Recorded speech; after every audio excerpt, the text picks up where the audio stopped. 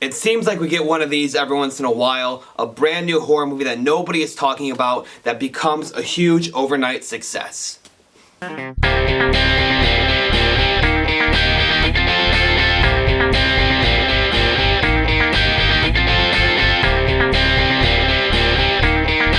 Hey everyone, and welcome to my channel. Thank you for clicking on this video. If you've seen my videos before, I want to apologize for the different background and maybe the poor lighting here. I am actually not at home right now. I'm not in my home studio, so I kind of did a makeshift video for you guys. But I still want to get out these reviews and I still want to make content for you all, so I figured I might as well film this now while it's fresh instead of waiting till I'm home. And with that, I'm bringing you my brand new review of the new horror movie Late Night with the Devil. And this movie was not on my radar at all in the beginning of the year when I was looking at movies coming out this year, and I actually didn't hear about it until after its release. A few days after, I saw it had really good reviews, and I was hearing a lot of chatter about how fresh and fun and scary this movie really was.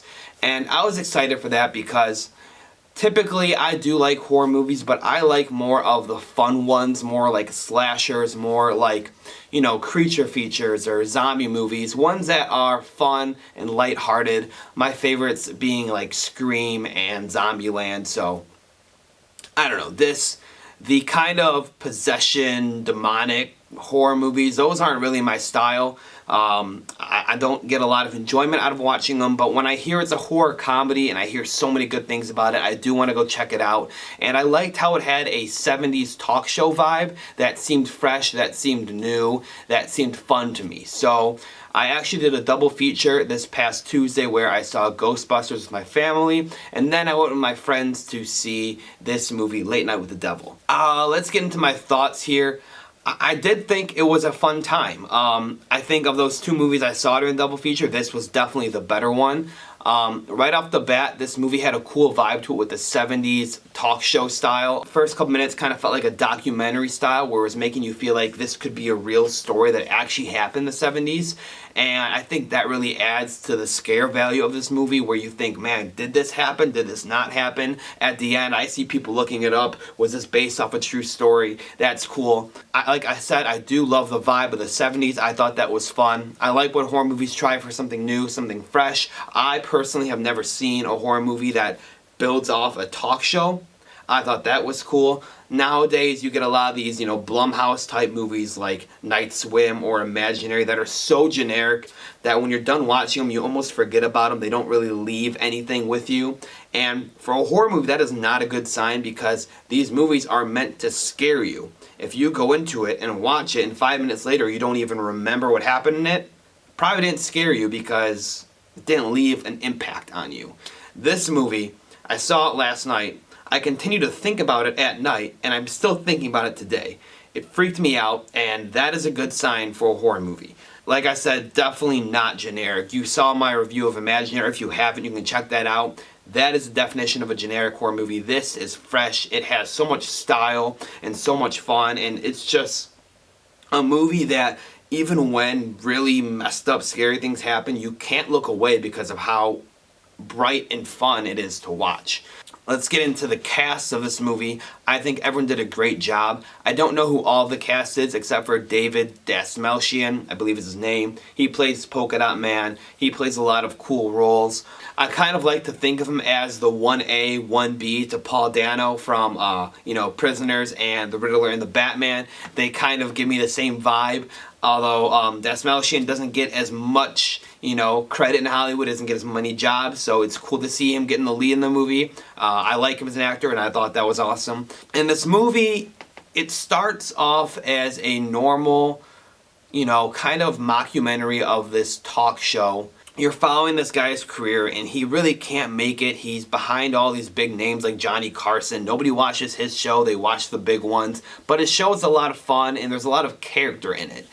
And so he's trying really hard to get ratings. He's doing more obscene things. He's, doing out-of-the-box things. He's causing drama on his show, hoping people will, click on his show and start watching it. Then he comes up with this idea for a wild Halloween episode where he's going to bring on actual people who talk to the dead or, work with possessed children, and this is when things start going off the rails. He brings in this guy who can talk to the dead, who at first seems like a fake, and then a lot of crazy stuff happens, and then we're starting to wonder, like, man, maybe this isn't really all horror comedy. Maybe it's not a joke. Like, this stuff seems kind of messed up, and then this other guy comes in, and he's more like a critic, I'd say, of these people's careers. He doesn't believe anything they do. He finds reasons for them to be wrong. While he can be kind of a dick in the film, he also is like that moral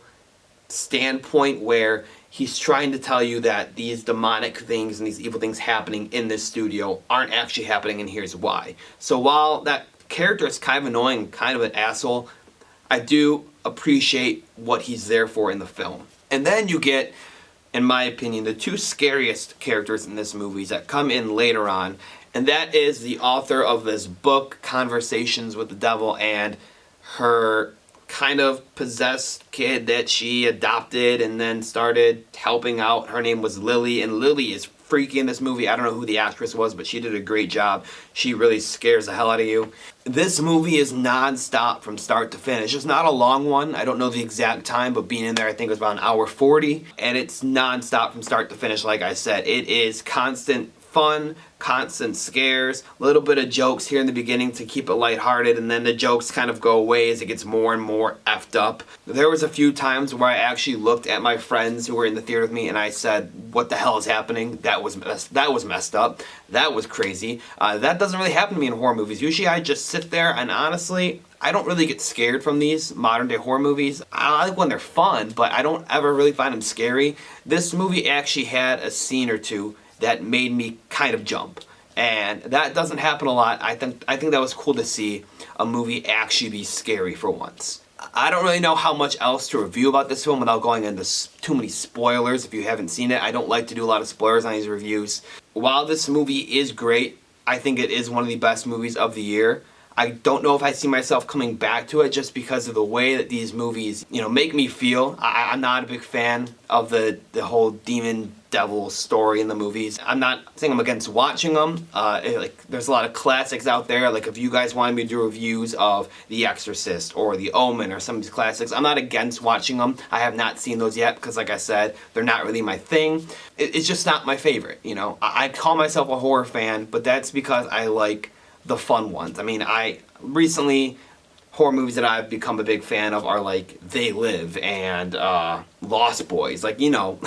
They're more mellow, they're more fun, they're more story-centered than scare-centered. But I still did really enjoy this movie. I still will give it a high rating. It's just a little bit of a warning to you guys. If that's not what you're looking for in a movie, I don't know if it's for you. If you are looking to be scared and you are into those supernatural things, then this is for you. That being said, getting to my overall review for this movie, I really did enjoy it. I think I'm going to have to go with a 9 out of 10. It is a great movie, I can't lie. It does what a horror movie sets out to do. It scares you. It leaves you frightened. Like I said, I watched this movie over 12 hours ago, and I'm still thinking about it. It does its job. A scary movie is supposed to be scary. If you walk in and you don't like that you got scared, well, you shouldn't have went to go see it. I mean, I've seen scary movies that don't scare me, and I don't give them good reviews because it didn't do its job. Like I said, I don't think I'd ever watch it again. It wasn't something that I enjoyed watching, but I can't deny the fact of how well it was made, how fun it felt to watch, and how much it truly can scare someone and make them think. So, overall score, 9 out of 10. I think this is a great movie. I think it is one of the best of the year so far, and I wouldn't be surprised if this goes down as the best horror movie of the year. Thank you all so much for watching my review, and I hope you enjoyed. Let me know what you thought of this film in the comments below. Make sure to leave a like and subscribe to my channel. It helps out so much. And let me know what other horror movies you want me to review. Like I said, I am a fan of them, of certain ones. So, I'm not against any of them. Let me know in the comments, and I'll try and watch it and get out a review. Thank you all, and have a great day.